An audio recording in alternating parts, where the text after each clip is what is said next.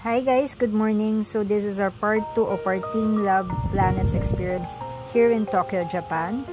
So ayan, may water po. So in-advise po kami na medyo itaas yung dress or skirt and pants kasi mababasa po talaga. So siguro hanggang knees. Ayan, so na-experience namin yung mga light. So ayan, maraming bata, yun, nag-enjoy nila. Merong ibang mga nagsiswimming kasi may mga dala naman sila mga damit. So ayun po. So yun lang po guys. Thanks for watching.